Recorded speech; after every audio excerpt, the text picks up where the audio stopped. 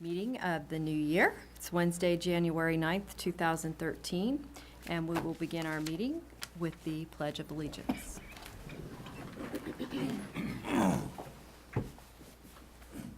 Pledge allegiance to the flag of the United States of America and to the republic for which it stands, one nation, under God, indivisible, with liberty and justice for all. Remove the flag. It was that way. I try not to stand in front of it. Now we're on to our statement of mission and vision. Aaron? Thank you.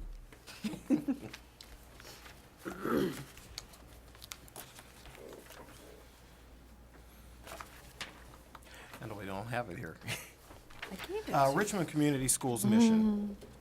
Graduate students who are literate, responsible, proficient in state and national standards, and college and career ready.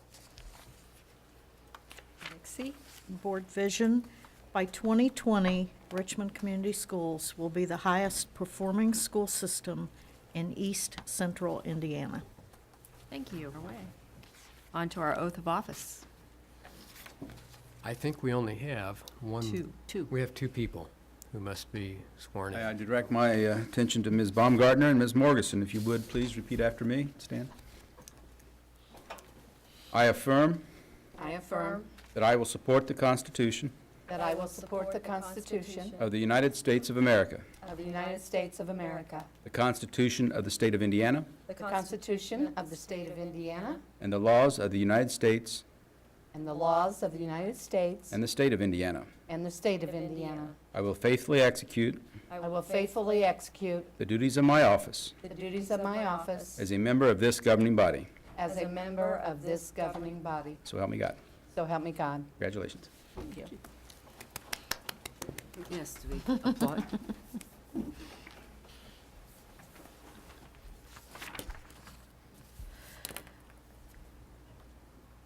Now it's time to reorganize our executive committee. Previously, this has been done in July. However, with the change to our school board election from May to November, we now elect our president, vice president, and secretary at the first meeting in January, which is tonight.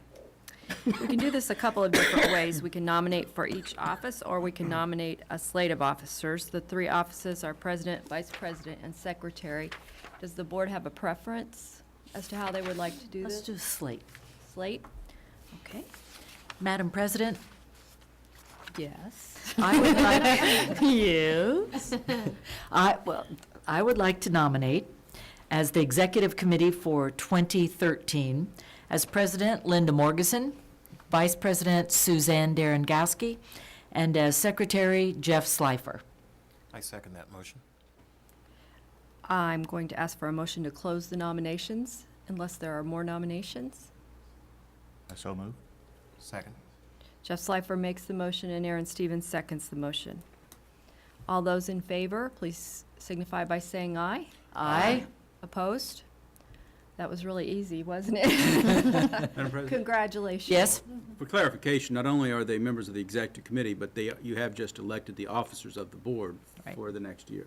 Okay, thank you. So for shall I pointing that out. shall I amend? No, I think it was implicit and Yeah. understood among the board, but the public may not Correct. understand that the Thank you. executive committee is coterminous with the Thank you, officers of the Mr. board. Cross. They get the special name tags. Yeah, that you Gotcha. get the And all of the rights and responsibilities. Historically, the new officers take seats in, you'll have to move from your seat, Kelly. I'm not going to do it. Do we really have to do that? Well, I think for Just the television president, purposes, yeah, if just the you're- president. Oh, just the president? Okay, good. You could become Pat Heine for the evening. That's okay. We'll do that later. Well, you are now Linda Morgeson. Linda, your first task will be a recognition affair, so would you like to do that? Certainly. Kelly, would you like for me to move? This is exciting. Right up, didn't it? On behalf of all of the board members. We want to thank you for your 2 years of dedication and of leading us during those 2 years as board president. Thank you. Thank you very Here. much, and Yes.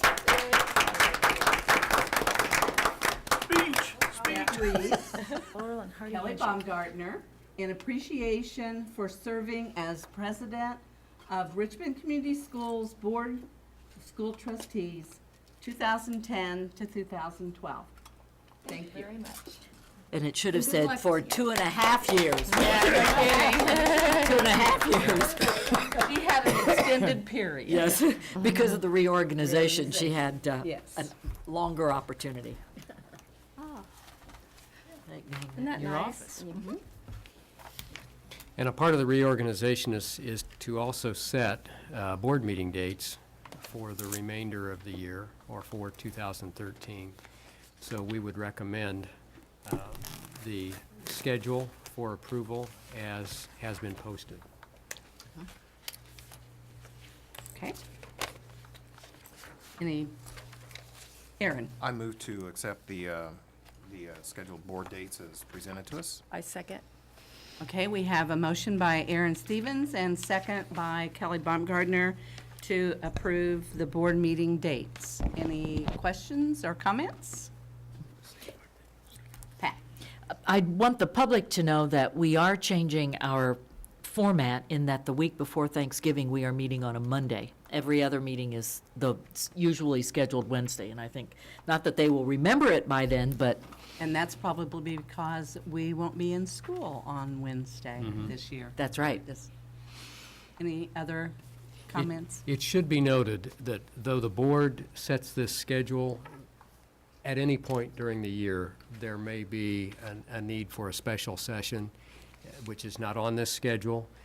It will always be advertised with the legal specifications that we have. But just because it doesn't appear on this schedule doesn't mean we won't have other meetings. Our schedule with flexibility. Okay, all those in favor signify by saying aye. Aye. Opposed? Motion carried. And next, we have appointments.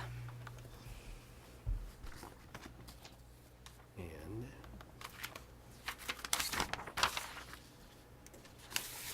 okay, I need to enlarge this just a bit.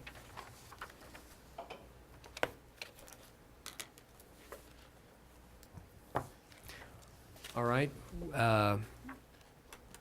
Appointment of the school treasurer. Indiana Code 253-1B requires the governing body to appoint a treasurer of the school corporation who is a person other than the superintendent and who is not a member of the governing body. The treasurer may, with the approval of the governing body, appoint a deputy who shall have the same powers and duties as the treasurer. A fidelity bond in the amount of $100,000 will individually cover the treasurer and the deputy treasurer.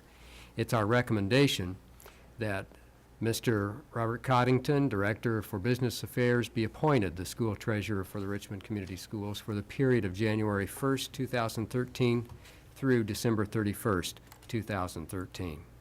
I so move. Okay, we have a motion by Jeff Slifer. Do we have a second? Dixie Robinson. Any comments or questions? If not, please signify by saying aye if you Aye. approve. Aye. Any opposed? Motion carried. Another recommendation is that Mrs. Karen Scalf be appointed Deputy Treasurer for the Richmond Community Schools for the period of January 1st, 2013 through December 31st, 2013. So moved. I'll second the motion. Okay, we have a motion made by Aaron Stevens and seconded by Kelly Baumgartner. Any comments or questions? If not, signify by saying aye. Aye. And anyone opposed? Motion carried. Appointment of board representatives to accept bids. Pursuant to IC 2535, the governing body of the school corporation may designate a committee of not less than 2 of its members or a committee of not less than 2 employees of the corporation to open and tabulate bids in connection with the purchase of supplies, materials, or equipment, or for the construction or alteration of any building or facility, or for any other similar purpose. recommendation, therefore, is that the board appoint the following persons as representatives for RCS and authorized to open and tabulate bids. Mr. Bob Coddington, Mrs. Barb Bergdahl, Ms. Maggie LaRue, Ms. Janet Elstro, Ms. Karen Scalf, Mr. John Hamilton, Mr. Glenn Slifer, and Mr. Rob Tidrow. Okay, do I have a motion So moved. and a second? Second? Dixie, seconded by Dixie. We have a motion on the floor by Pat Heine and seconded by Dixie Robinson. All those in favor signify by saying aye. Aye. Opposed? Motion carried. School attorney appointment. We recommend that Ron Cross of Boston Beaver, Clingy Cross, and Chittister be appointed school attorney for the Richmond Community Schools for the period of January 1st, 2013 through December 31st, 2013. So moved. Okay, motion made by Jeff Slifer, Second.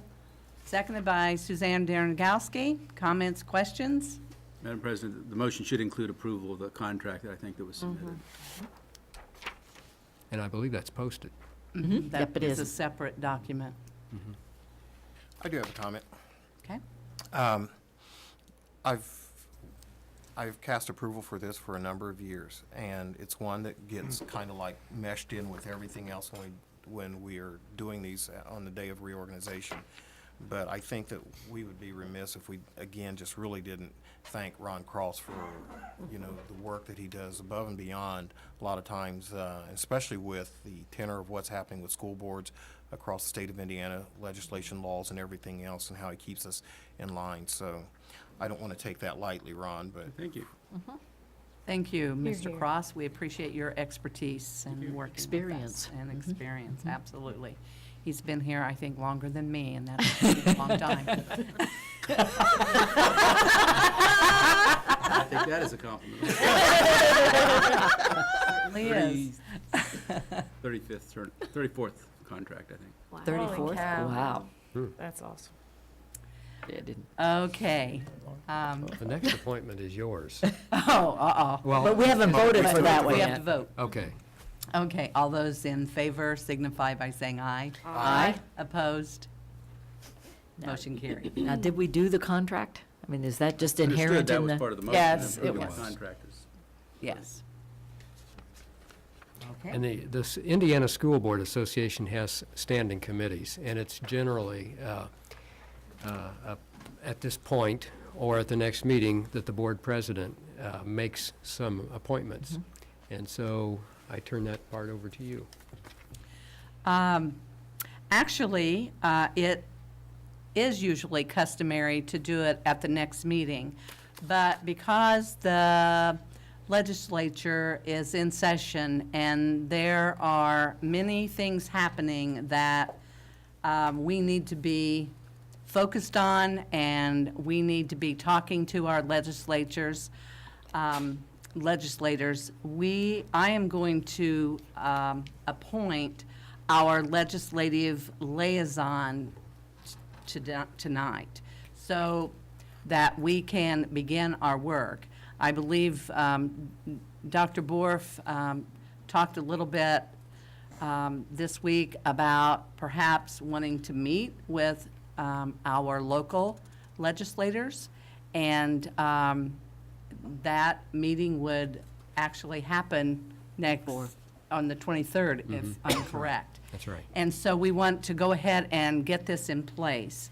Now, do I need a motion for that to happen, or can I just appoint? I believe she can just appoint that, can't, I mean, yeah, with the consent of the board, I think, you can take final action on that. I think there's a good reason for it. I mean, does she need a motion from the board to I don't think so, approve her unless there's any appointment? objection to the appointment. But I certainly want any comments or questions from board members as, Do you have someone that you want to appoint? Have you talked?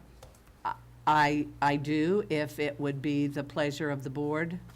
Dixie Robinson, Amen. Dixie's the most articulate of us.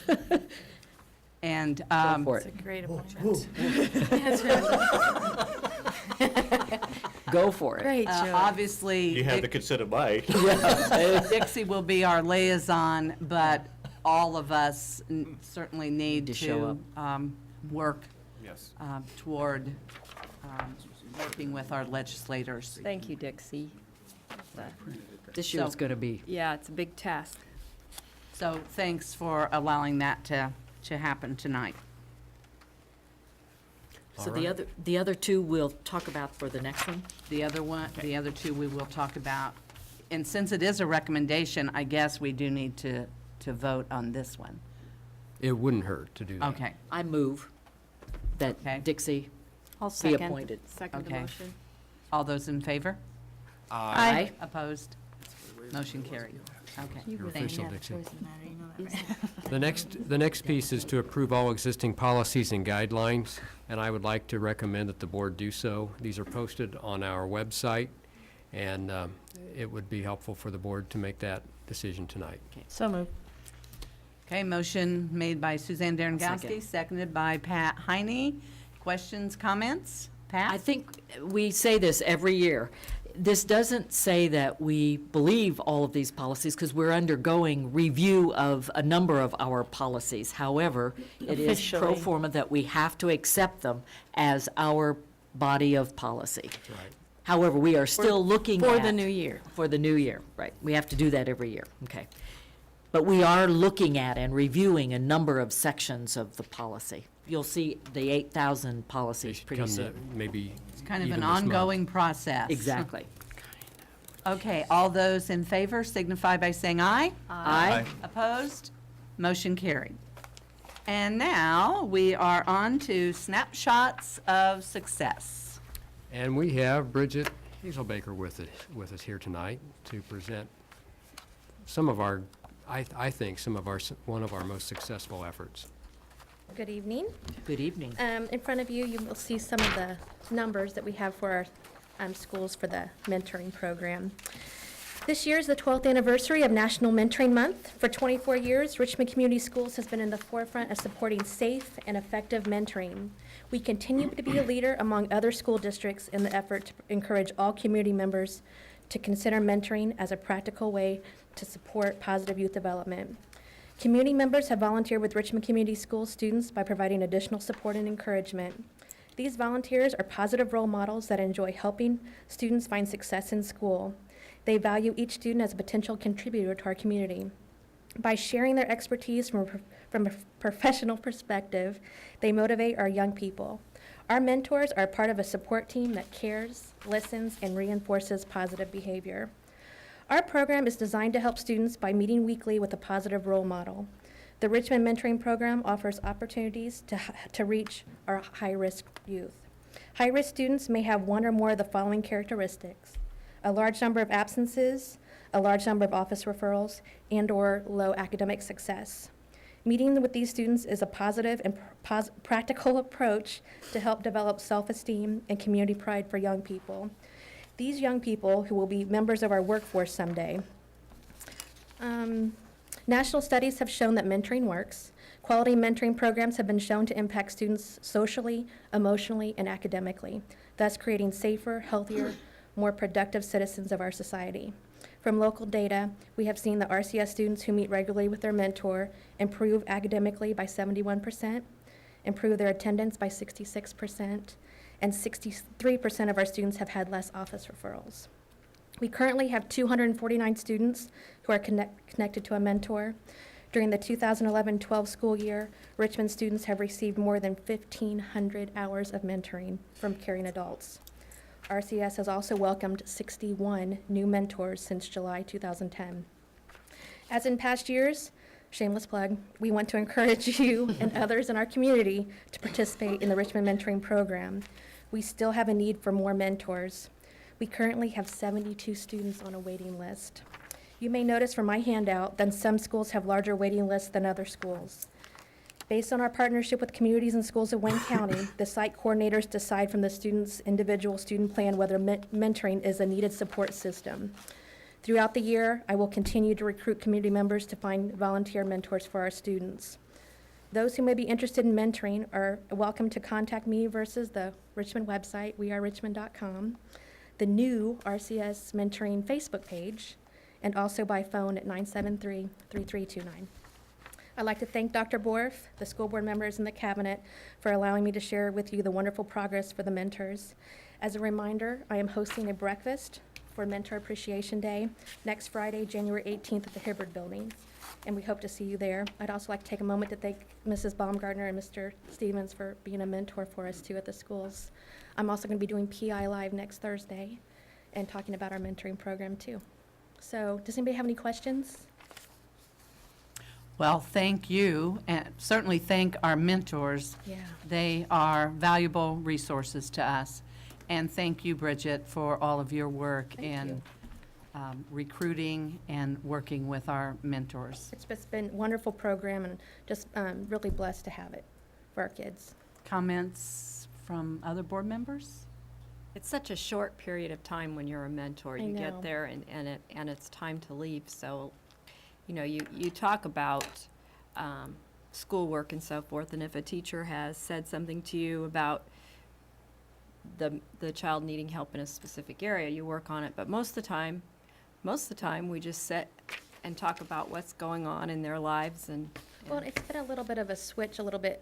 In the past, it was a lot about tutoring a lot.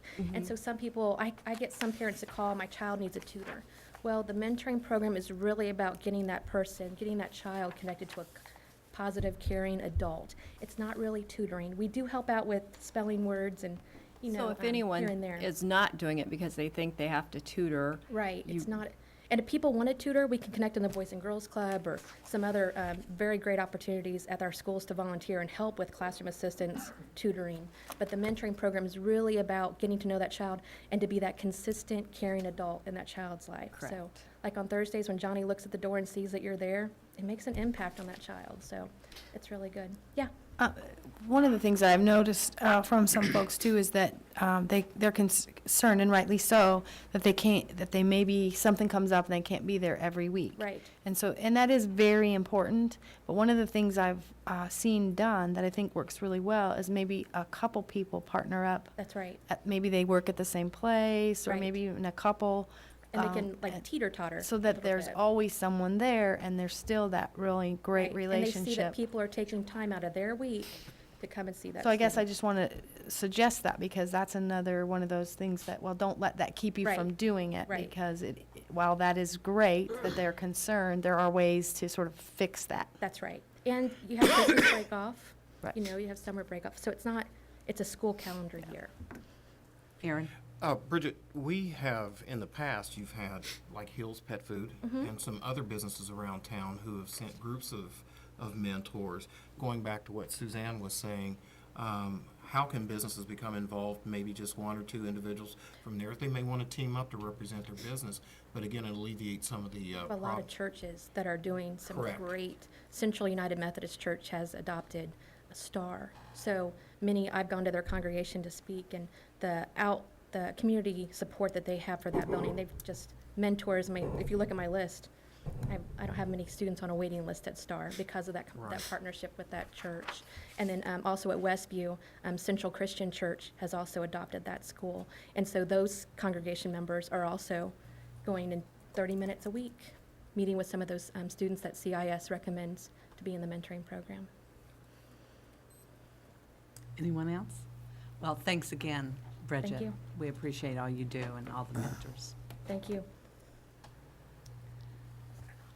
Okay, now it's time for our public hearing, so I need motion, please, to open our public hearing for our superintendent stipend. Pardon me? Was there not a mentoring proclamation? I'm sorry, I thought there was. Oh, I'm sorry, there is a mentoring proclamation. Sorry. I thought that I had heard that. Thank you. Our new secretary will get prepared to read that, hopefully. Switch to the superintendent's stipend. Here you go. I believe that's it. Yeah, yep. Are we Thank ready? you, Suzanne. Whereas January has been designated National Mentoring Month, and whereas mentoring is about people helping youth to succeed, mentors are caring adults who offer support and encouragement to young people, and whereas Students matched with mentors benefit greatly. They gain self-confidence, have better attitudes, improve relationships with peers and families, are less likely to become involved in destructive behavior, and are more likely to stay in school and graduate. And whereas mentoring benefits the mentor as much, if not more, than the student, mentors gain a fresh perspective on their lives, strengthen their own lives, and learn more about themselves. And whereas Richmond Community Schools is fortunate to have many dedicated mentors working with our students, mentors who make significant contributions to the youth of our community.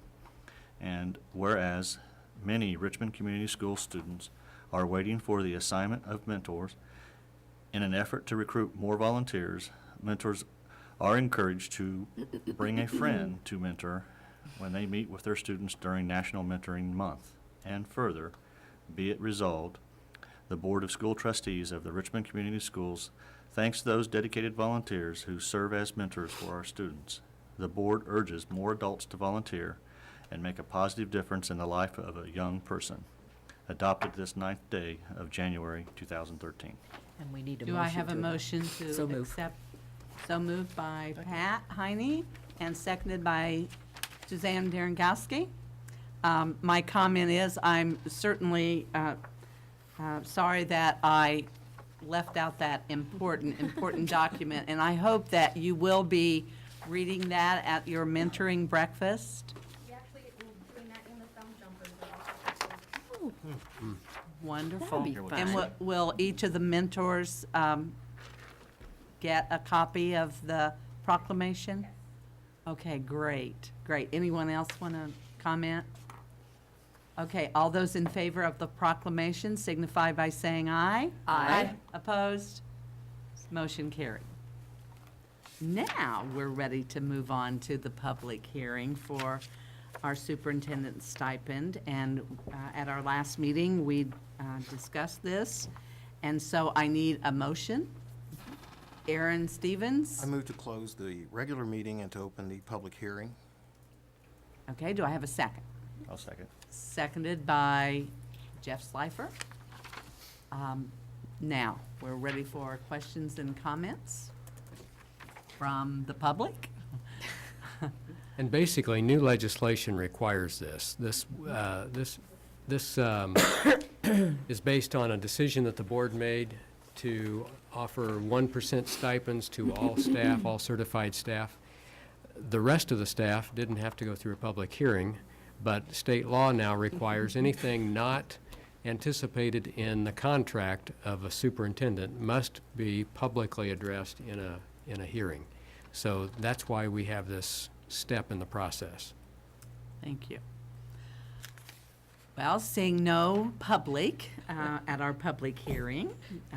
I'll to move make to comments. close the public hearing and open the regular meeting. Okay, a motion has been made to close the public hearing and open our regular meeting. Do I have a second? Second? Seconded by Aaron Stevens. All those in favor signify by saying aye. Aye. Opposed? Motion carried. Okay. Now we're going into our public commentary.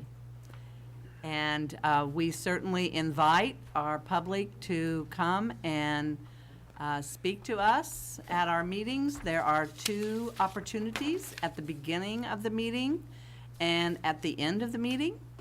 And we just ask that you certainly use good manners, and you will be timed, and I believe that time is 5 minutes. And do we have anyone wishing to speak this evening? We do. We welcome Philip Quinn. Okay, Mr. Quinn. Welcome. Philippe, yeah. It's positional. Good evening. Good evening. I feel sort of out of my element. I'm not supposed to, but I do sometimes. I mean, you all have laptops in front of you. Very encouraged by that. I wish other public meetings that I might Help attend. with Misty laughs. Yeah, there's always spot for that, and I do appreciate taking the time. I wanted to speak more towards the bond issue than necessarily anything else. There's an old saying that the only thing that works in an old house is the owner, and that's true for my home, but it also serves as good context for your meeting tonight. Richmond schools and all of its facilities are investments that were given to you by taxpayers, and I think this board has a responsibility, more so an obligation, to take care of that investment. As a taxpayer, my potential windfall for a no decision on repurposing this bond is about $63. And during the strategic planning process a year ago, I think all of the community and all of us agreed that instead of increasing the tax base, it was okay to close schools. This proposal is a reuse of already budgeted dollars, not an increase, and so I urge you all to support the superintendent's recommendation. As a board member for Cope Environmental Center, we stress the value of sustainability and repurpose. And our buildings were designed and constructed to last for decades. But those planners, architects, builders never imagined a future decline of our city. The board has to convene tonight on this topic as a direct result of the inaction and complete failure of the elected officials in your city and county government. We give citizens the false hope of a better city, but often any new investment only arrives if tax breaks are given. We allow fringe subdivisions to pick who collects their taxes, and we refuse to take ownership of a city that is increasingly unsafe. And most of us, including the media, blame everyone but ourselves. We blame the economy, rampant drug use, low-wage jobs, and now we have Monday morning quarterbacks that pose as former board members and editorialists who think the solution is cutting employee benefits. None of these negate our number one responsibility for the city of Richmond, and that is to educate our children, regardless of their parents' social status. And that leverage needs to start with quality teachers that are loyal and energized, who work in attractive and inviting classrooms that have state-of-the-art technology. So, do not hand me back my $63. Use it. It's the right thing. This taxing unit far and away outperforms the others, and that's a credit to past boards, past leadership, and now it's this board who will decide how the future is spent. So let those squawking fiscal hawks swarm over the government plaza where they are truly needed. You all just keep up the great work. Thank you. Thank you. Thank you, Mr. Quinn. Now we're going to move on to our work session on our superintendent evaluation instrument. The first order of this work session is to bring into focus for discussion Policy 1240, evaluation of the superintendent. This was revised last year, and what I'm suggesting that the board consider is maintaining the basic structure of that newly revised policy, but it's now it now looks very similar to what new legislation requires to be covered in a superintendent evaluation. As posted on the web, the changes are in red, and as you go through those changes, I believe that they incorporate most of what has already been articulated by the board as important pieces in a superintendent evaluation. With the exception of the school corporation accountability rating, which is a requirement, I think the board had it right last year. It was just in slightly different wording. You'll notice that the other change that I've recommended is that there's reference to the law, because I have no doubt that law is going to be changing. Yeah. And that way, the policy has some life to it connected with that piece of legislation. And in compliance with previous conversations with the board, I did insert the term documentation because we had a great deal of conversation on that, and that could change from time to time, and I thought it needed to be mentioned. So I present that for your approval for first reading. I make a Kelly. motion. Do we need to make a motion on that? To move it. Yeah, to move it to a second reading. I'll make the motion. Okay, motion's been made by Kelly Baumgartner, seconded by Dixie Robinson. Comments and questions? So we're actually doing the action item 9.01 now as well at the same time then? Yeah. Anyone else? All those in favor signify by saying aye. Aye. Opposed? Motion carries. Okay, the next item is not necessarily being posed for approval tonight, but for discussion, and that would be the evaluation rubric. When we came together in work session last month, we talked about the rubric and really had very little changes to make on the rubric, except that we wanted to talk about how the rubric would be documented.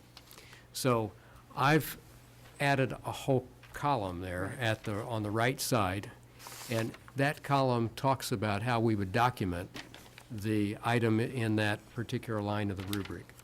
It's open for revision and conversation if you wish. We simply kind of brainstormed and talked about what it would take, what it would look like, what this documentation would look like, and I have no doubt that after going through it a cycle, we're going to see that there may be something else, and there's not anything to suggest that we shouldn't be able and flexible in adding to it even this year, even though it's not necessarily written. Okay, anybody have any comments or changes that they'd like to see or additions? Aaron? No change, but comment is, we've had opportunity to talk about this, and basically fine tune it as much as we could, in line with, the new legislative guidelines in regards to the superintendent evaluation.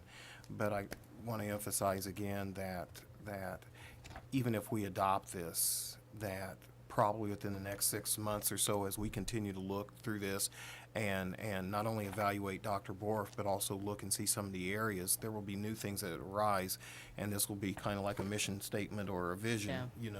We'll continue to make those changes to fall in line with not only the state guidelines, but more specifically, what our needs in Richmond Community School are, so. You almost have to use something before you Right. can, Working document. exactly, know exactly what changes need to be made or additions. So, Jeff? But I also think it's important to understand, in fairness to Dr. Borf, with his evaluation, he has to have some concrete base that we form our evaluation on, so. And I should mention for just the public who's watching, that this document was created by the Superintendent's Association, but also by the School Boards Association. It was a joint effort, and it was to comply with the new legislation regarding superintendent evaluation and employee And evaluation. it is similar to the RISE model. That's that right. the teachers are That's right. Yes. enjoying right now. Do we need to adopt it? Well, you do need to adopt it, but I think we have that on next month, or next board meeting agenda. Okay. We can Okay. wait, or we could, Well, the reason I think the timing would be nice is that on that agenda is the second reading and adoption of the policy. All right. Okay. And the final piece would be the revised annual performance goals.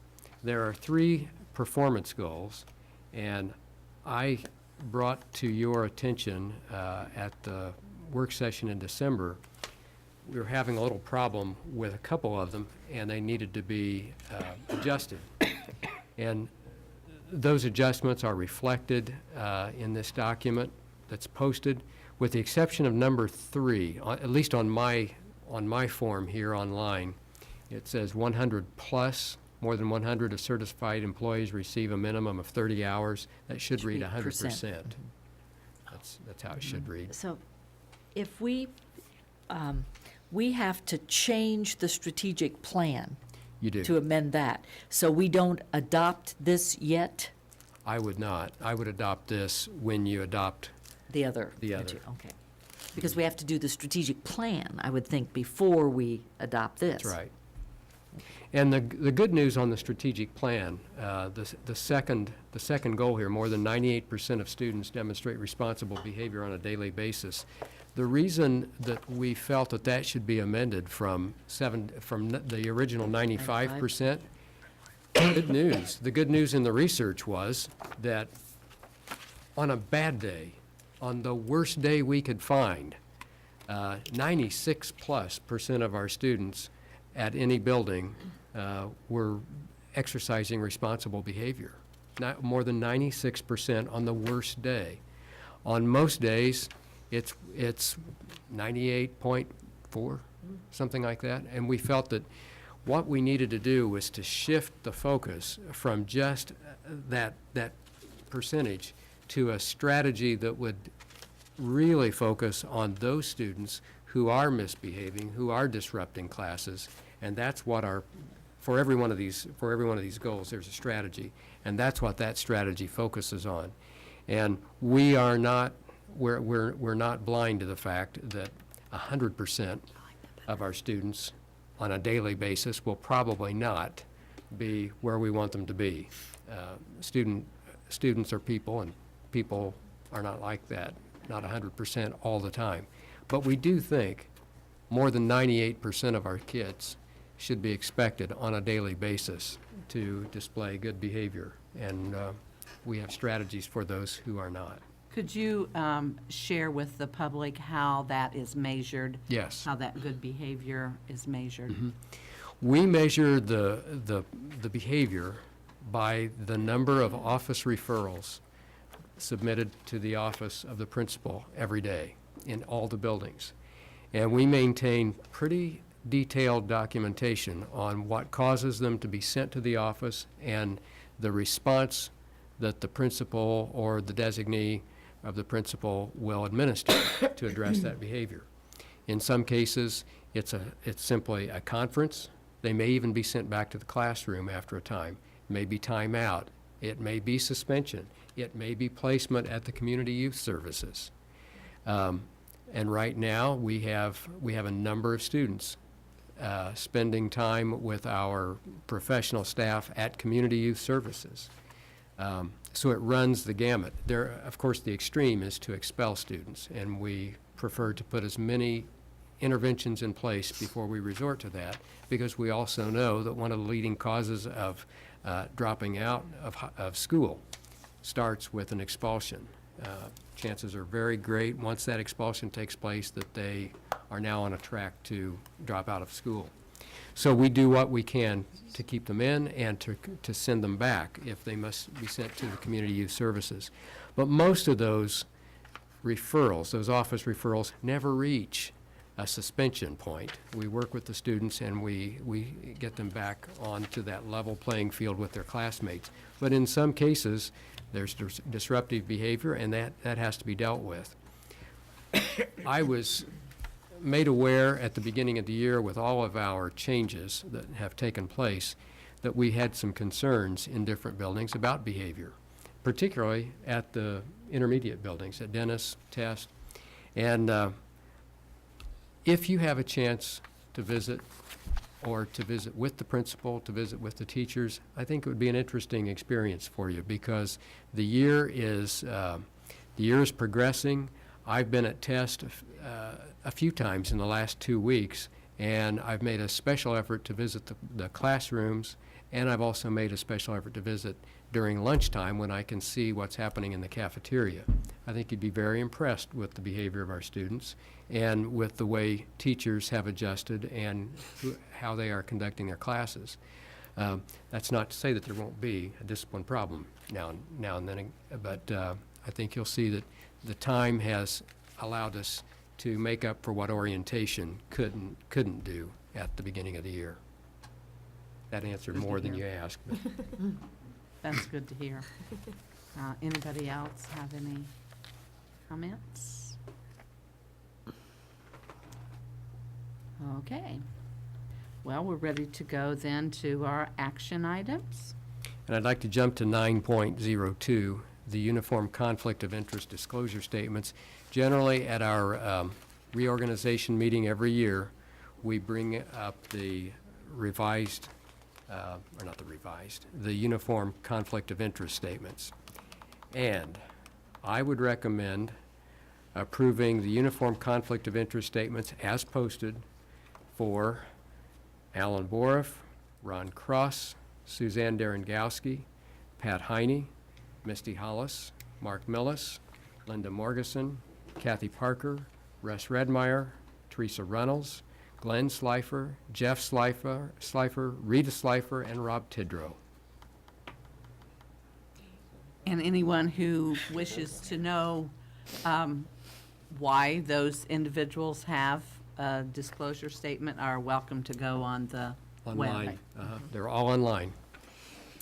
Okay, do I have a motion to approve the uniform conflict of interest disclosure statements? Seeing that I'm probably one of the few. I'll make that motion. Oh, we probably missed something. Second it. And Kelly Baumgartner seconds. Any comments or questions? So how do we vote for that? We vote for the package, even though we are included in that package? Actually, you're accepting and not approving. Yeah. Okay. If you read the statute, it says the disclosures are presented to and accepted by, and then they have to be filed with a couple of designated bodies that, I assume Pam takes care of that, and I think I help her by getting it down to the clerk's office. So we all just vote to accept, okay. So all those in favor signify by saying aye. Aye. Opposed? Motion carried.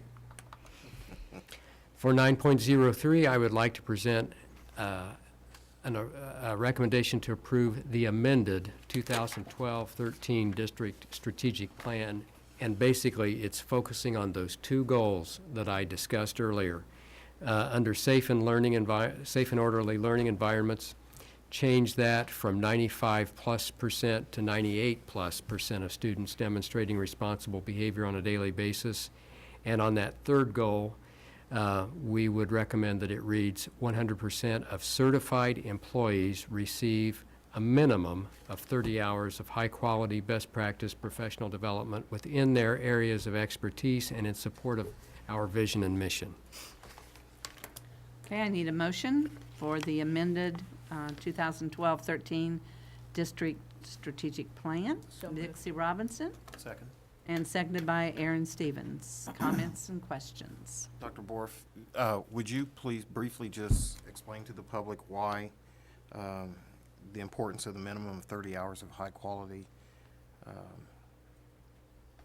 As opposed to That we have. an average? Yes, Or- or the significance of it, Okay. importance of it. Okay.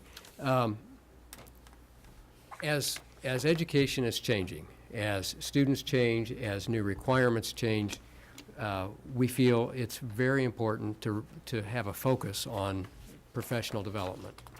And though it may seem obvious that professional development is a part of our routine and our agenda, we think having a goal, and I think you think having a goal, is important, so that that's always in front of us, and we're looking at providing teachers not just with a hit or miss now and then, but a minimum of 30 hours is a beefy agenda for us to document. And this is something that we have discussed with our administrators. It is ambitious, but it's also realistic. We feel that we can do that. We provide staff development every single week. That's not necessarily the type of development that we're talking about. We could also be looking at after hours, weekends, evenings, special release days, where teachers are out and about performing some self-directed staff development. But it's difficult to stay on top of everything. Some of our best staff development is done by our experts on staff who receive special training and come back and work with their colleagues. And we do that routinely. Those sessions are important, but we're thinking it's also very important to document that and to show the public what kind of learning takes place continuously among our staff to provide the best service to the students. I ask that so the public understands that we just don't hire someone and say, go have at it, and we don't reinforce them with the additional high-performance training and everything else that they need to meet the needs on a day-to-day basis, and that's for every certified employee. Every certified employee. All of our teachers model what they expect out of their students, learning all the time, continuous learning. Thank you. Thank you, Aaron. Any other comments or questions? Okay, all those in favor signify by saying aye. Aye. Opposed? Motion carried. 9.04 is an authorization of the hearings on the projects that we have been discussing related to the retirement of the test bond. And what I'd like to do is ask Mr. Coddington, if he could, to go through and specify the projects that we're talking about and the dollar amount that those projects have. The bond-specific projects are Charles, $1,450,000. Dennis, $2 million. Hibbard, $600,000. Vale Elementary, $400,000. Westview Elementary, $450,000. And a technology bond for $1,100,000. For a total cost of For a total of $6 million, and a tax rate at today's assessed value of 4.51 cents per 100. And that is taking into consideration that our tax rate has fallen from where it was when this project was first discussed with the board. It is now at 55. 55.46. 55.46. We made a proposal and a commitment to make that proposal within the tax rate so that the tax rate would not be affected. We have had to come back to the board with a proposal that lives within the current tax rate. And that tax rate is less, meaning the project had to be pared back. I want to inform the board right now and also inform the public that though these projects have been pared back, it does not suggest, and it is not meant to be interpreted, that any of those projects that may not be on this top priority are any less important than they were in December. They are still very important. And the piece in this proposal that establishes some flexibility in our capital projects, which would be the technology bond, is that mechanism that allows us, as we can, to address some of those projects that may not be on the table for your approval tonight. The technology bond of $1,100,000 is not to provide more money for technology. It's to provide that much within our capital projects plans to address projects that we can't put on the table tonight. So before we discuss, we probably need a motion on the table? Is that, okay, in appreciation for the work that was done and the explanation on Monday night, I would like to move that we authorize the hearing on the proposed projects. Okay, we have a motion to authorize the hearing on the projects. Do we have a second? Second by Suzanne Zarangowski. Questions and comments? I have a question, Madam Chairman. Does the motion then contemplate a 1028 hearing on all 1, 2, 3, 4, 5, 6 projects? I think I indicated to you Monday night that although probably the only two legally required hearings would be Charles and Dennis, since we're going to go ahead and have the 1028 hearings, and since all of them are going to be involved in a common bond issue, if it were the pleasure of the board, I think we would give the public the opportunity to comment on all. In the spirit of public Absolutely. transparency, yes, that's what I intended to do. I just want to make sure, because that will affect the wording of the 1028 notice of hearing that I'll be. So do we need to amend? My motion. No, I just want clarification as to what the board's intent. I thought I put an S on the end. Might have. Okay. Just. Questions, comments? Jeff? I'm a little concerned, I don't really think we're ready to move it forward yet to a project hearing myself, or the hearing process. The 1028, I think, is what we're talking about. You know, we've had a lot of quick meetings, and we've had a lot of discussion, and it isn't so much that I'm concerned with, at this point, the total dollars, as much as I am concerned with the projects and how many of the projects that we decided to do. You know, every single time we've had a meeting, we've had a slightly different proposal. And I think a lot of that is because we've looked at the projects harder. I think we've And the gotten text has some changed. additional information that's made us change the projects. And even as late as 2 days ago, we were listening to a couple of different proposals, you know. Are we gonna do 2 classrooms at Charles or 4 classrooms at Charles? Are we gonna do this? Are we gonna do that? So, and I just think that we have some things that's on the table that kind of concern me about going through the process. I still think we need some planning time. And I know, I don't know how it affects the bond payment and collecting the money, and I know the thing that affects it the most is the construction schedule. But at the same time, I still think we have some unknowns that just concern me, that we may need more money than we think. If Head Start's awarded, you know, whether we got the same problems in the CR building as we have in the Hibbert building. So I just think we need a little bit more time to go through the projects. I had asked Monday night for, do we want to do a 6-year or a 10-year? And I know the 10-year, the plan was changed to a 10-year, so we could hold true to no tax increase. So we extended the amount of the bond out at an additional 4 years. We're increasing the interest expense to the consumer. So one of the questions I asked is, well, do we really want to carry a 10-year bond? To me, that's a long term for a $6 million debt.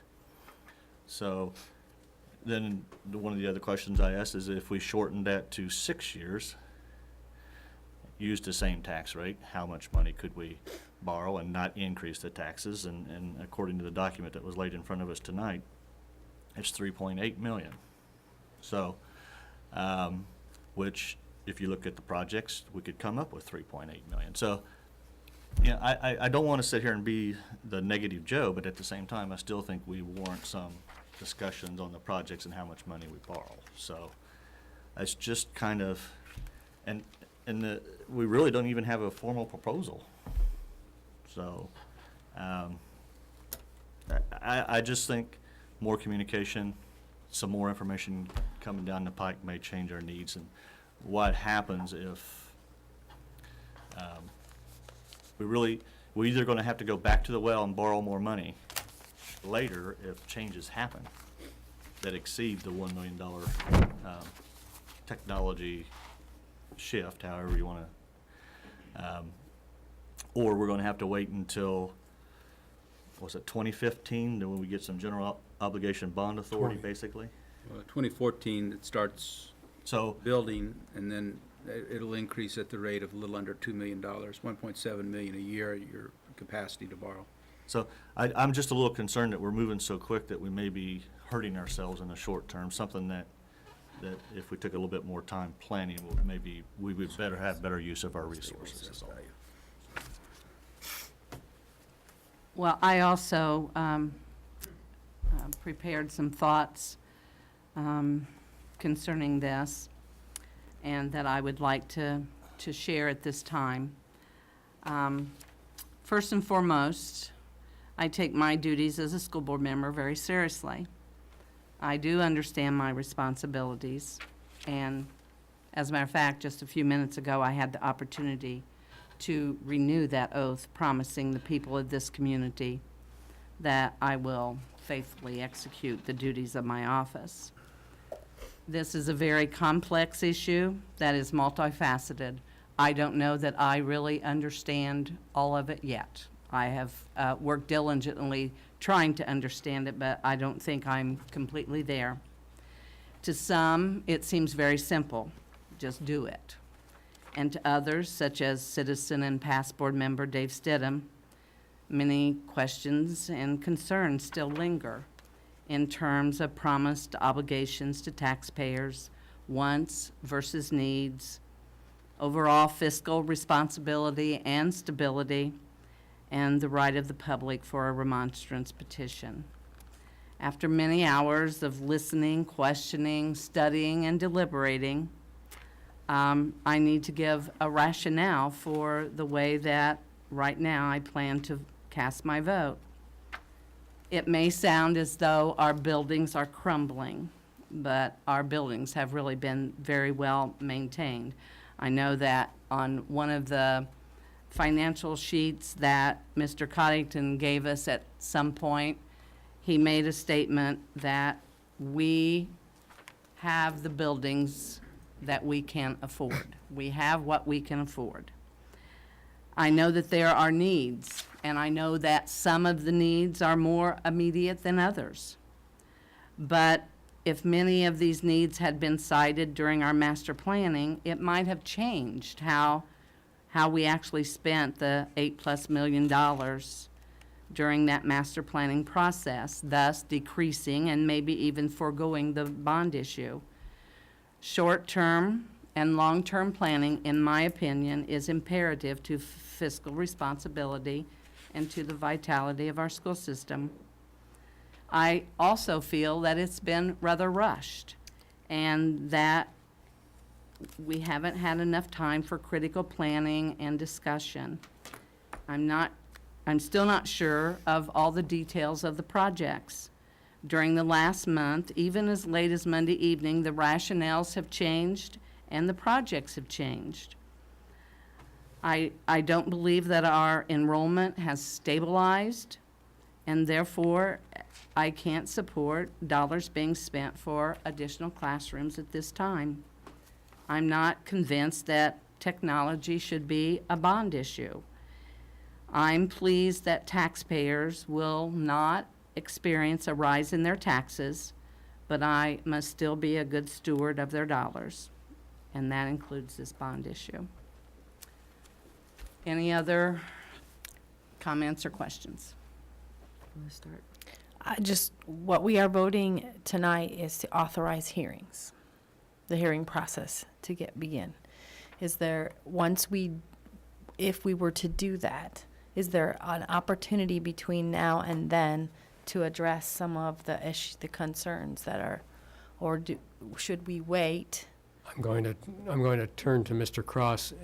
Once we move forward, are we bound to those projects as they're presented tonight? Well, it depends on at what point in time we want to ask that question, but at this point, Ms. Darengowski's question was whether or not by moving forward with the hearing you're bound. Absolutely not, because the purpose of the hearing, as we talked about Monday night, was to allow the public its input, so it would be somewhat disingenuous to suggest that the board had already bound itself and then is going to ask the public to comment on whether you should or should not bound yourself.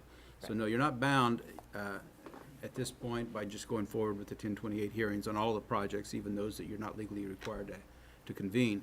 Likewise, after the 1028 hearing, whether it's that evening after the public input or at another meeting, that's up to the board and the pleasure of the board.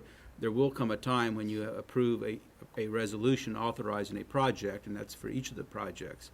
So that is somewhat of a jumping off point, and that will, at that point, that will entail the commencement of ancillary proceedings such as development of plans, specifications that incur cost. We will be presenting to the board at the 1028 hearing, I think, what's known as a reimbursement resolution that allows the board to state its intent to issue bonds, not necessarily for what they're for, but that they're going to issue bonds, and that any cost incurred from this point forward in that issuance will be reimbursed out of the bond issue. That's one of the earlier steps. We haven't done that yet. So we're very preliminary. Having said that, Mr. Mays gets nervous when I tell you that we have time.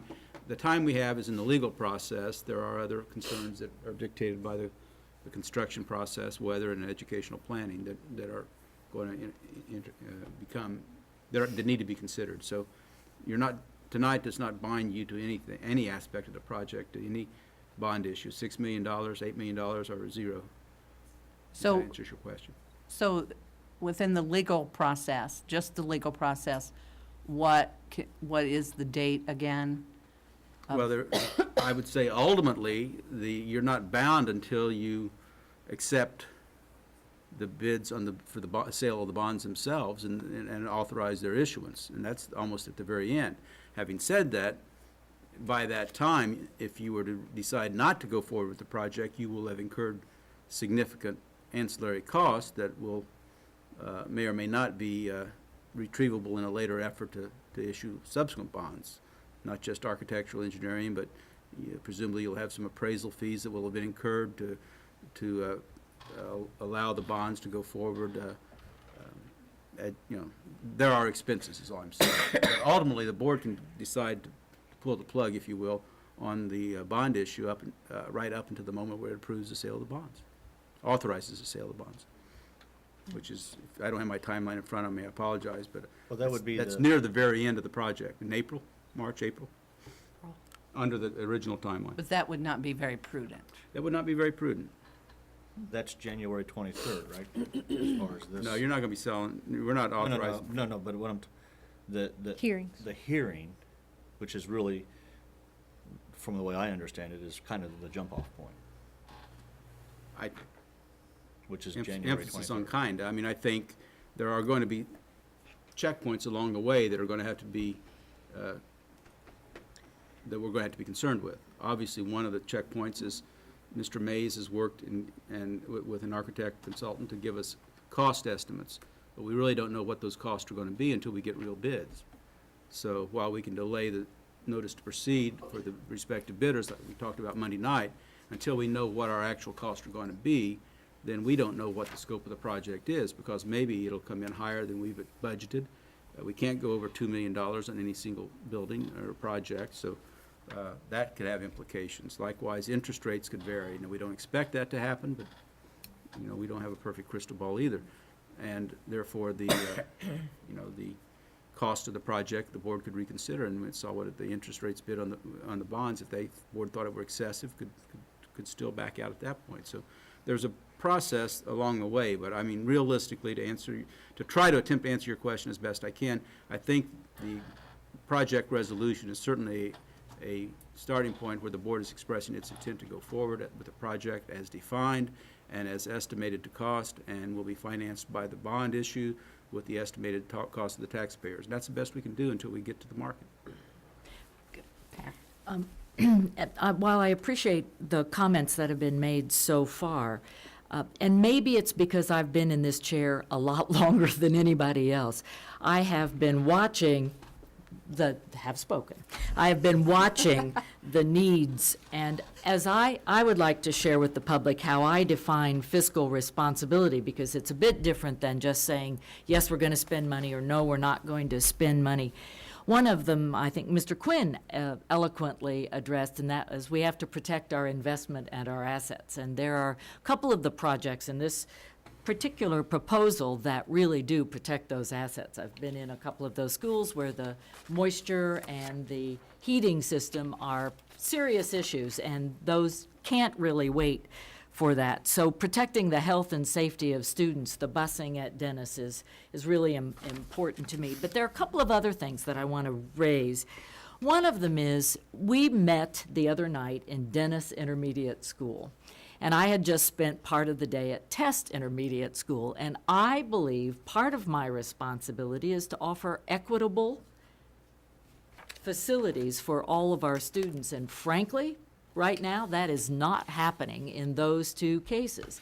And so I see that as a pretty immediate need when I talk with some of the kids that I see there. But the other thing that I kept thinking about that is so different than when Aaron and I first joined the board a long time ago. And we have to create, right now, facilities that allow us to be competitive in a very different market. We have to be, we almost have to be business marketing competitive while protecting taxpayers' money. And that's a huge paradox and a very different paradox. So for me, this bond issue is about those very basic things. There's nothing extravagant, and it is all For me, I don't want to see a delay because I don't want next fall to start with the same issues that are going on right now. So I welcome the public. I've heard from a lot of parents who are saying, why are we spending so much time now? Because we've known these issues for a while. So I will be prepared to support moving this process forward for those reasons, and maybe a different definition of fiscal responsibility than has been offered before. Thank you. Okay. Anyone else? Okay. We will now, we have a motion and a second. All those in favor signify by saying aye. Aye. Opposed? Aye. Aye. You want to call the roll, Pam, just so we have it noted? I need to do that? Okay. See, I want somebody else to do it. You have practice at I will do that. I thank everybody for all the help they're giving me this evening. I need it. Okay, we'll start. Suzanne? Aye. Dixie? Aye. Jeff? No. Aaron? Aye. Kelly? Aye. Pat? Aye. And the chair is no. Okay, motion passed. And now we're ready to go to the projects update. Mr. Mace? I'm sorry, I was supposed to say master plan, wasn't I? That's all right. Okay, thank you very much for listening to another project update. Exciting each time.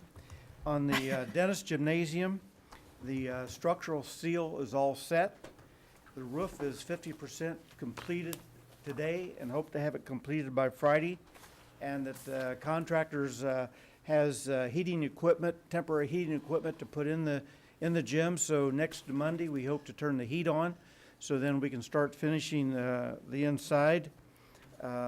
Over the Christmas break, one thing that Dr. Borf was worried about, I was going to work them on Christmas Day, but they did work New Year's Day. We had 2 people working New Year's Day. They worked the Saturday before New Year's. And on the inside, I don't know if you noticed a little bit last night, but we've had bulkheads installed, Yep. ceilings reworked. We had hot water piping put in, and that we're still ahead of schedule. And it's amazing. once we get the roof on, then we don't have to worry about the weatherman. On Hibbard, now that's a little different story. It was surprising to us. Normally, when you have the weather that we've had and the snow that we've had, it blankets and protects the ground from freezing. Well, it didn't happen this time, and we had, even at Dennis, we had ground that had frozen down at least 12 inches. Wow. Really? That's quite unusual for this time of the year for that to happen. So what happened was the area where we had to pour concrete on the outside froze. And so that if you looked over the weekend, we put some Visqueen up and we heated an area and we got that area thawed out and that's been poured. Now with the weather, they were working today and that by Friday we'll get the rest of the concrete poured and we'll finish the walls and so forth. So our goal, depending upon the weather, is to have the Ron Robinson Memorial completed by the 18th of January. And so that we're with the weather that's coming in, it looks really good for us to get the concrete poured this week. Once we get it poured, then it can get cold and we can still protect the masonry that we're putting up. So that's where we are on the Ron Robinson Memorial. Now, on the entrance drive and parking areas, we'll come to the board the next meeting and ask for permission to put that out for bid.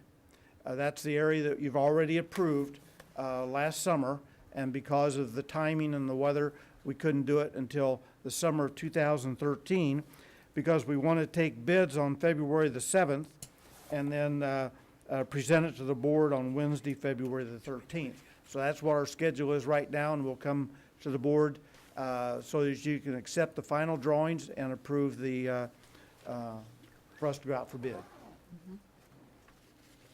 That's where we are.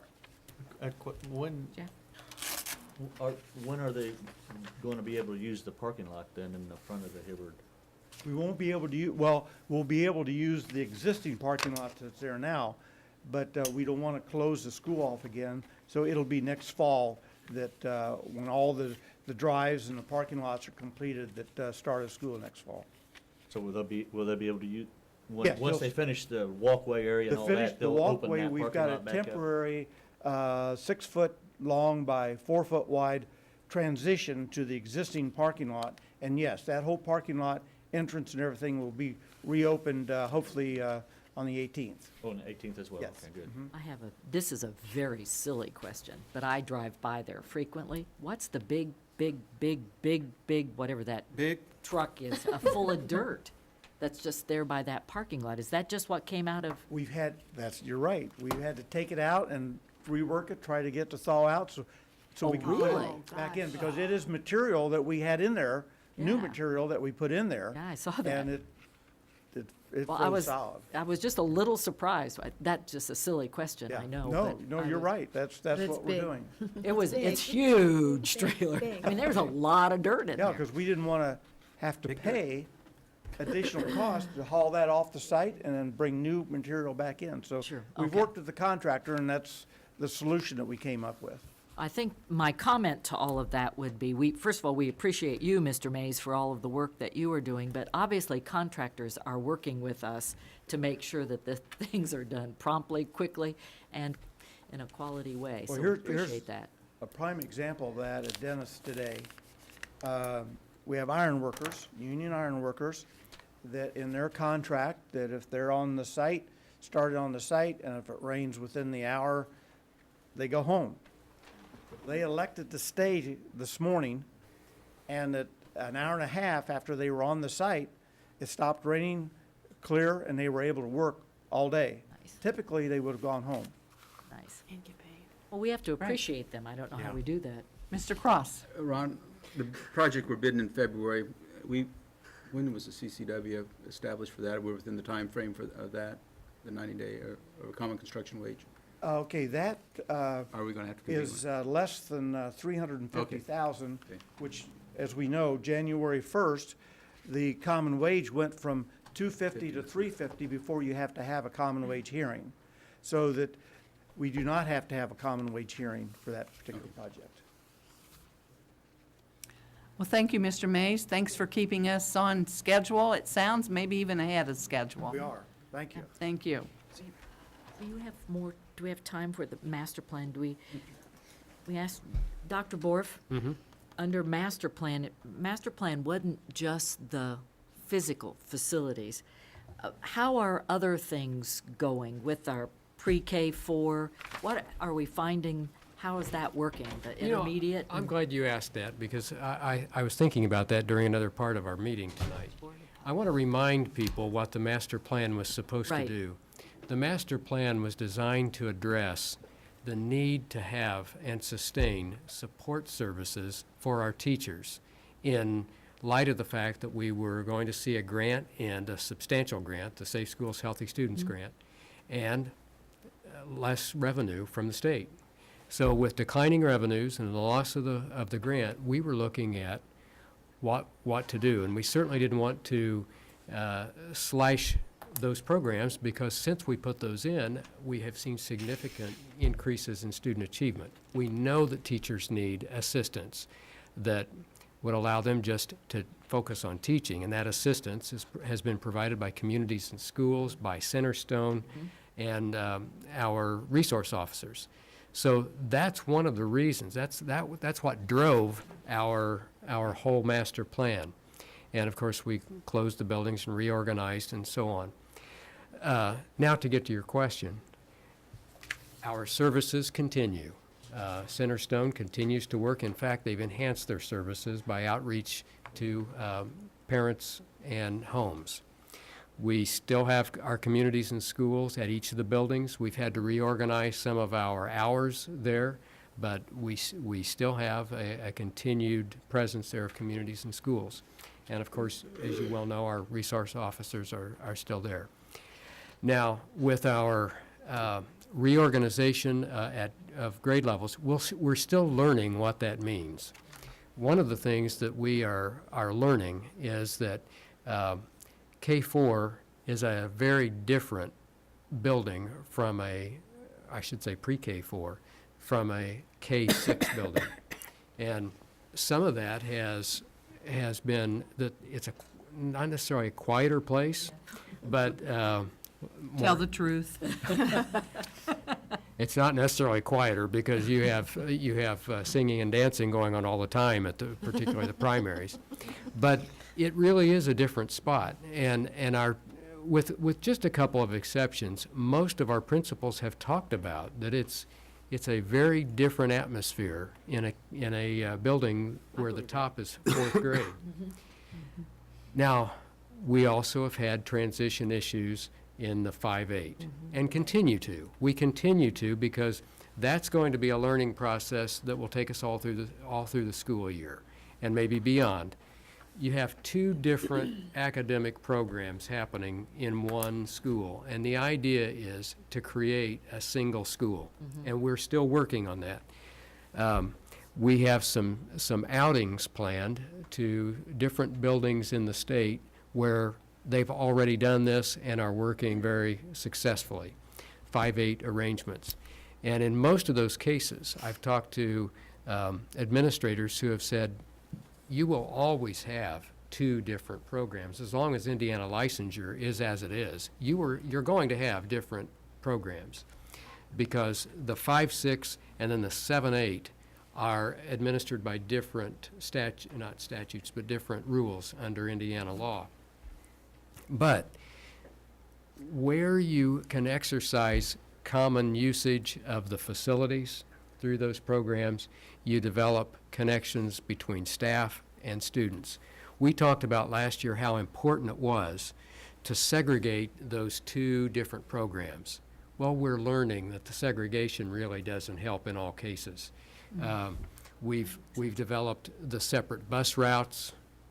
We're going to be returning to a single bus route. It may not be tomorrow, but we're working towards ending that 5-6 route and then the 7-8 routes. We know that that's not necessarily in anyone's best interest. The lunches are the same way. Passing periods are the same way. The passing periods may never be quite the same, but the idea that we have to keep these kids over here and never let them see these students almost works against the concept of the stability we're trying to promote. So the staffs are coming around that challenge, but it's a process that has to happen over time. The staffs are still learning to work with one another. They're still getting to know one another. And and parents are doing the same thing. So it's working very, very nicely. We have our challenges, and that's to be expected, but we're also seeing some nice dividends of that. And I'll be sharing those with you during the next CPAS results. Linda, may I? Yes.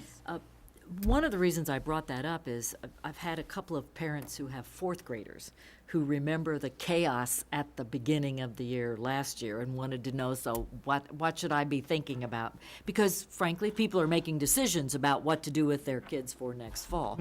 And so I want to assure them that as fifth graders, it'll be okay.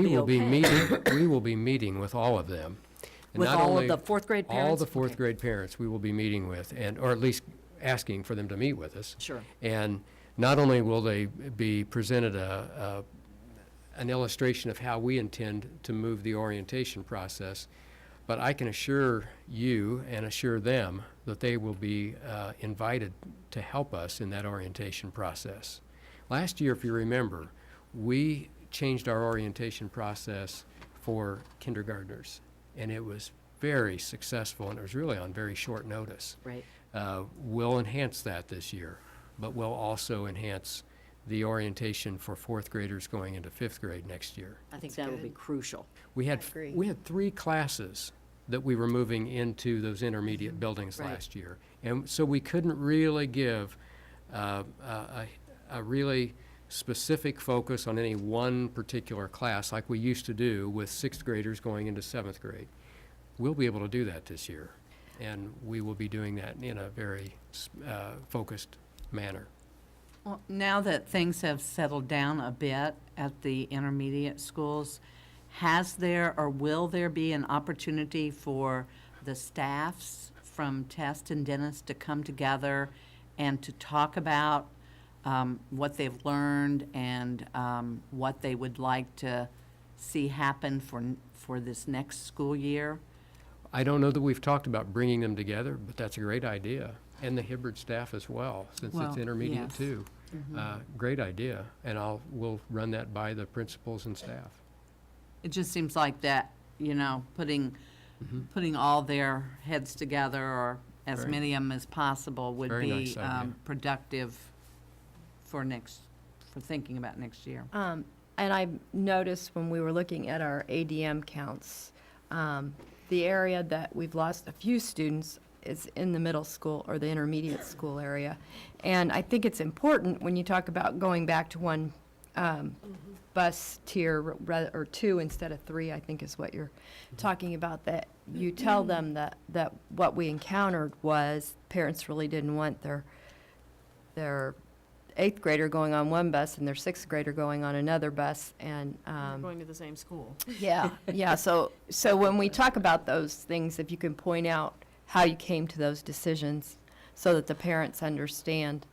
And I think we probably learned a lot in the first trimester that we have straightened out already. So I think by better preparing the fourth graders to come into fifth grade, that'll be huge. I agree.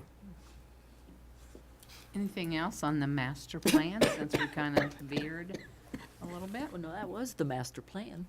I know, but it was only projects. Project. We brought the educational aspect into it. Okay, we're ready for a press conference. Any press out there? No questions for me. Okay. Then now we're ready for consent items. Our consent agenda tonight includes approval of minutes, a few different meetings. The December 12th special work session, the regular board meeting, December 17th, the policy section 8000 committee meeting, and the January 7th, 2013 special work session. Recommendation from Human Resources, and an addendum as posted to the web. Recommendation for accounts payable, a recommendation to approve a retainer, I believe it's in the amount of $500 for Bose, McKinney, and Evans. Also, a Wayne County Foundation grant for the early college program. A recommendation to approve a corporation-sponsored travel request submitted by Business Professionals of America at the high school. And also a recommendation to file a report concerning alternative ed. Recommend those to be approved under the consent agenda. I'll make a motion. Okay, Kelly has made a motion for the consent items. Do I have a second? Second. Aaron Stevens seconded. Comments and questions? Pat? This is more of a request. We had to file a report on alternative education, but at some point, will we be having a good discussion about what alternative education we're planning and offering and all of those kind of things? It's really becoming more sophisticated, Right. and we probably need to talk about all the different types of Well, alternative because ed. alternative, we also have the online academy That's now, right. which is truly alternative. I mean, I think we need to look at the big picture of how we are meeting educational needs, and not, this I assume was Richmond State Hospital and whatever. The other comment that I want to make about this, and I don't know quite how to make this, so I'll just go blatantly out here. If you look at the demographics of what happens at the Richmond State Hospital, and I'm assuming at our community youth services, the ratio of males to females hugely disparate. I mean, it's like 140 men and 4 or 5 girls or whatever. And so does that say to us, we ought to be looking at what we do for guys? I don't know. I think that's a legitimate question when you see that kind of disparity in the numbers. And we have our expert Dixie there. I mean, I really do wonder if that means that in general ed, places we aren't meeting the needs of young men, or is there other research we need to look at? I just don't know, but that's just a question. It's not gonna. Keep in mind, when you're looking at our CYS program, we service the Wernley school, And that's, they're which all males, aren't they? skews our numbers a bit. Because the high school alternative program was always fairly even in numbers. I noticed that, yeah. But for the youth services, Youth services, it's different because of who you serve, the agencies. But we'll ask that question, though. Yeah. It's a valid concern. Anyone else? I think especially at the intermediate school, but that's, thank you. Okay, all those in favor signify by saying aye. Aye. Opposed? Consent items have been approved. Okay, we're on our second round of public commentary. What happened to our public? I think he probably had another meeting. Okay, anyone wish to speak? Okay, we'll move on then to follow up, old business. Any old business? I do have some to report. Right before we left for Christmas break, I went to the Office of Head Start website looking for any information. I had already made several calls to the point that I think someone in the federal government has written annoying nuisance by my name. But I found a blog written by Yvette Sanchez Fuentes, who is the director of the Office of Head Start. And I think the process has gone a little more slowly than they had anticipated. In February of 2012, they sought out non-federal reviewers for the grants, and they did not have those in place until, I believe, August. So they are reviewing 500 grant applications for all of the grants across the country that were opened up to competitive bid. You'll have to remember, this is the first time Head Start's been opened for competitive bid, and so it's a whole new process for them. So they extended funding for current grantees through June 30th. That gave them a window of opportunity to catch their breath and say, okay, we know kids are going to continue to receive services, so we can take our time with this process. So what this says is, in the new year, the Office of Head Start will begin to reach out to applicants who pass both phases of the review process. The first phase was the actual grant. The second phase was showing fiscal responsibility to administer the grant. At that time, we will engage in negotiations to make final determinations about awards in each of the competitive service areas. In the spring of 2013, when the negotiation process is complete, OHS will release the names of the awarded applicants, an abstract of their application, and a summary of panel comments for their awarded application.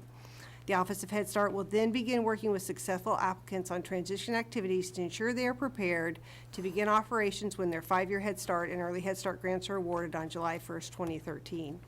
And I, again, made several calls after I found this, and finally, last Friday, did receive a call back, and basically was just told in verbal kind of clarification of this. When I said, in the new year, does that mean January? I couldn't get a commitment. When I said, in the spring of 2013, would that be in March? I couldn't get a commitment. It's in the new year and in the spring. So I think they've left themselves a lot of room for wiggling, but we'll know when we know.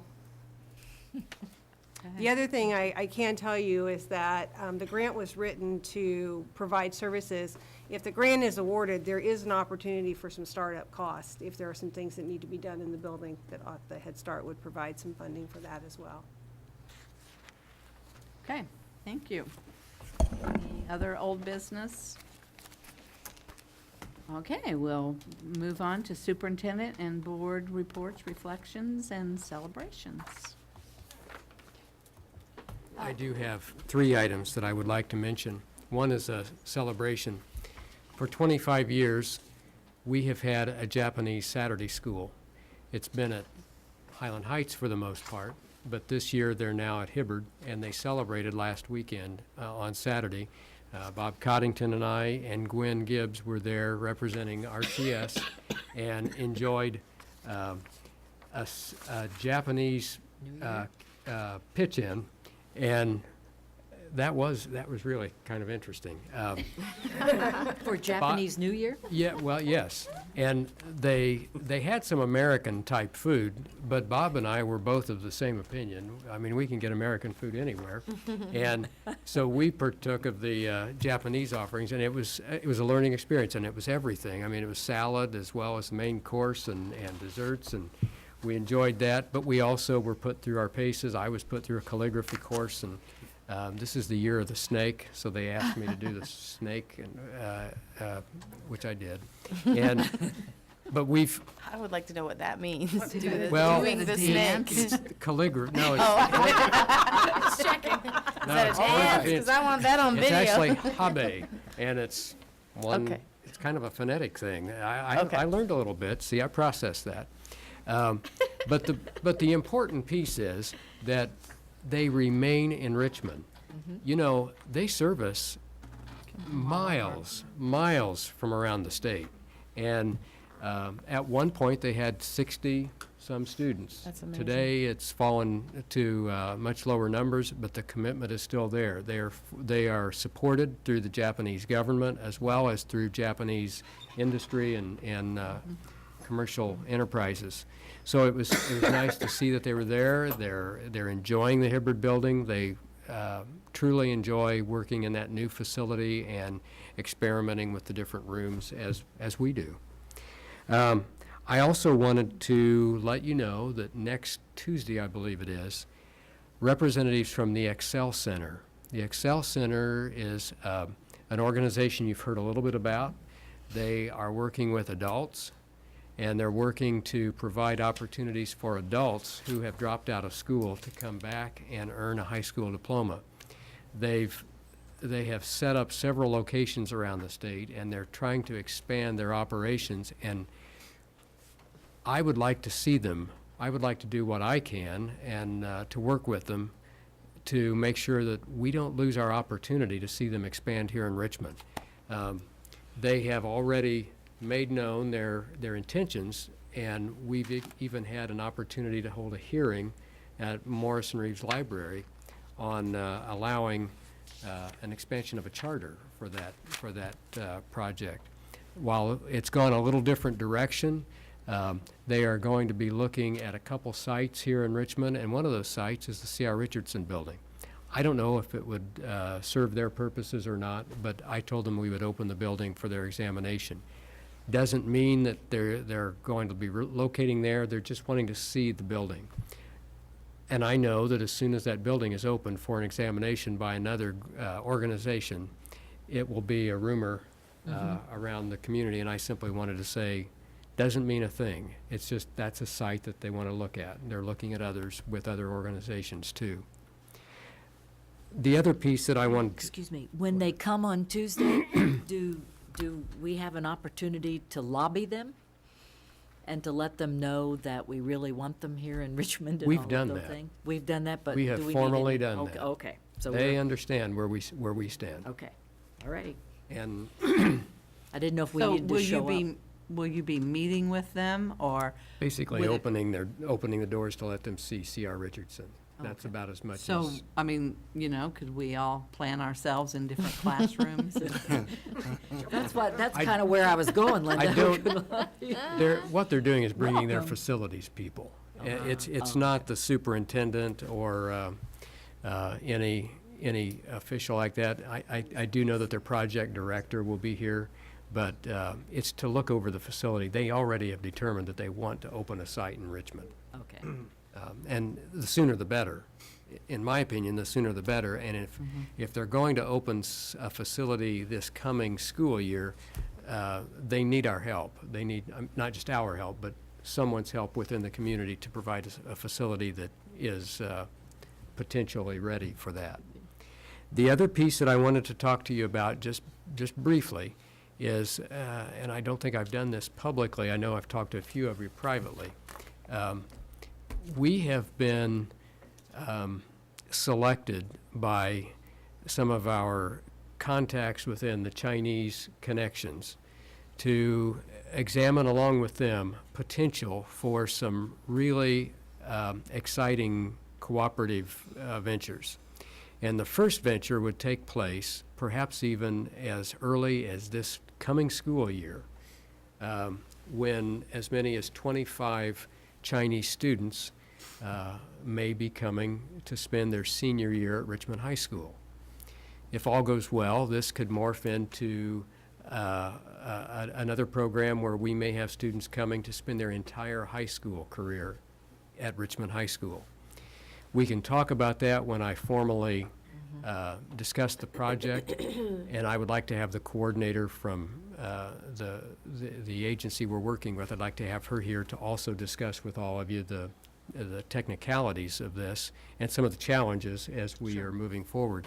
But the conversation has begun, and I have met with various citizens groups to just talk about this, what it would look like, and what kind of concerns and challenges might exist if we go forward with some kind of a project like this. And for the most part, what I'm hearing is enthusiasm and a very positive reception.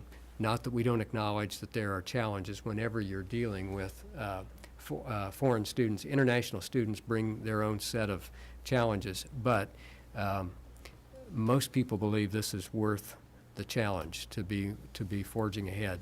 We're not at the point where I'm willing to say this program is here and we would like your blessing, but we are truly in some earnest conversation now.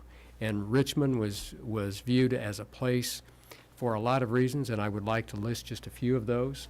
One would be location. Location and character. Richmond as a city offers all the amenities that parents from around the world might want their children to access. The shopping, the schools, the opportunities for recreation. Also, within a reasonable distance, are great urban opportunities and places to visit, landmarks, American landmarks. But what I thought was really fascinating was they said our high school has heart. And when I asked what that meant, they said there aren't just many places that we've viewed where people have grown up, they've gone through school, and they've turned around and dedicated their lives to working in that same location. They met Ray Wolpe. Oh, no wonder. They met Bob Coddington. They have met a number of teachers and counselors who have come back and made their living here promoting learning and working with students. And they saw a number of reasons to be serious about Richmond High School. But and I should also mention all the AP selections that we have to offer our students. The new ones or the old ones? Well, the old ones. When I told them we were expanding and offering at least 5 more courses, that even accelerated that interest in work.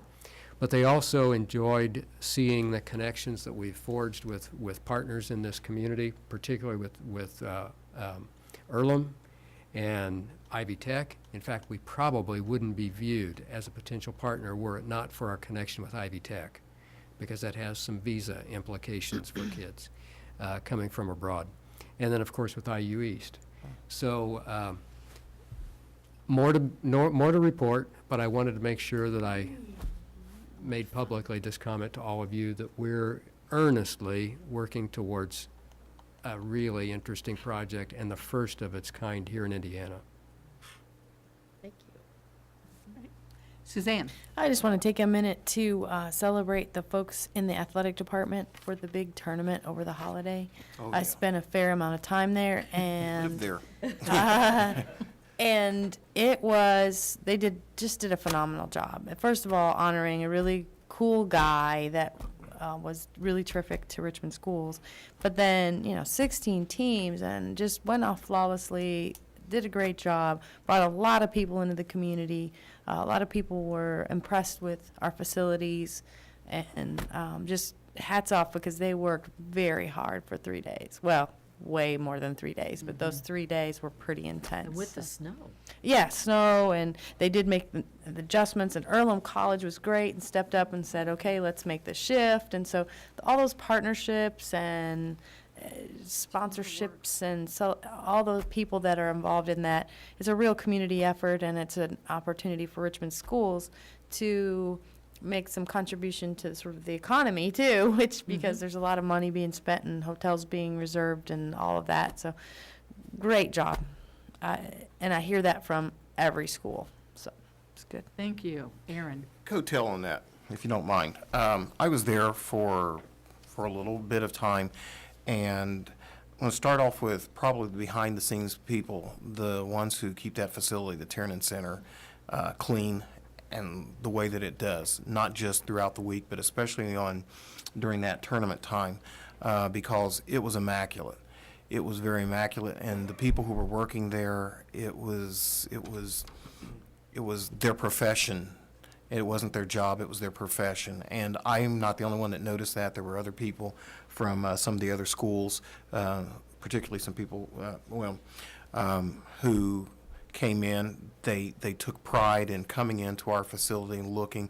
I listened to one man talk about, I remember playing against him in 1972, looking at the wall and remembering those, but listening to the student athletes themselves who were coming in and just in total amazement of the facility, not just the court, but the entire atmosphere. And, we attend games on Friday nights and Saturday nights, and we go to football games and all these, and we take these things for granted. But in light of what we're trying to do with our facilities and everything else, let's not take for granted what we have, because we need to not only maintain them, but also, just put those out there in the public mind to let them know that we've got great opportunities here with our facilities, and especially over there at the high school and the Tiernan Center. And if we don't appreciate it, just look to some of the other schools who come in and visit us. They really would like to have something like that, so. Okay, thank you. Anyone else? And the boys and girls bowling team again, Oh, yeah. remaining undefeated and winning their conference. Awesome. Well, I would like to thank the board for giving me the opportunity to serve you as president, and I promise I'll get better with the meetings as time goes on, and thank you for your patience with me, and anyway, I think it's going to be a great experience. We are ready for the reviewing of our tentative meeting agenda. We have a lot of action items on our tentative meeting agenda. We will be receiving donations. First off, we'll have a monthly and year-end financial report from Mr. Coddington. Which will be riveting. Riveting. It will be riveting. The action items include receipt of donations, resolution for a temporary transfer to a depleted fund in the general fund, debt service, pension bond fund, budget appropriation transfers, organization as Board of Finance and Investment summary report calendar year for 2012, approval of the superintendent evaluation instrument that we discussed tonight, second reading and adoption of policy 1240, evaluation of the superintendent. Approval will be presented for the superintendent stipend, the hearing that we heard tonight. We will have the project resolutions for Dennis, Technology, Charles, Vale, Westview that we talked about tonight. And we will have a resolution presented approving preliminary plans, the form of lease, and authorizing the publication of notice of lease hearing. Perhaps at that point, Mr. Mays will also have some exciting conclusion remarks about the Hibbard or the Ron Robinson Plaza over there. And then our consent items probably they will be added to, but we have our Form 9 biannual financial report in there, Common Wage Committee report, and then Exceptional Needs Special Education report. It'll be a busy evening. Now We're making you work for that stipend, Yes, aren't we? Yes, you are. Yeah, we're going to add the project for Hibbard too in there as well, right? That's The project. February, he said. February 7th. February, okay. Is that the same Well- day that IU East has the legislative meeting, the 23rd? The 23rd, no, the 23rd is the, January. there is a luncheon, a legislative luncheon that day in Indianapolis. And we will have a contingent over there. At least Mrs. Morgeson and I are planning to be there. I hope others can join us. And then there will also be, I believe, on the 24th or 25th, You sent us first those dates. IU Okay. East legislative reports. Okay. There's also, on the 19th, an inauguration of our new superintendent of public instruction. And there are some of us who will be attending that. Okay. All righty. Lots going on. It's a Saturday night. Mhm. Chamber dinner and recognition is That's right. Friday night. Friday night, the 18th. 18th. And now we have a program being recognized. Yes. Well, And tell it's us which. devoted to Well, the Early education. College Preparatory Academy will be recognized. It will be receiving an award for one of the partnerships in education. The partnership is basically between Ivy Tech and the Richmond Community Schools. We will be recognized for that. And it's really nice because Tom Snyder, president of Ivy Tech Indiana, will be there that evening to see that kind of recognition given to one of his campuses. And plus, he's a darn good speaker. Yes, he is. And Monday, January 21st, is the Martin Luther King breakfast. And there And will the be. spelling bee is January the 16th, the school-wide spelling bee. So you're going to be busy the first month of president, aren't you? So, lots going on. We'll hope the weather cooperates. Okay, anything else for the good of the cause? If not, we are adjourned.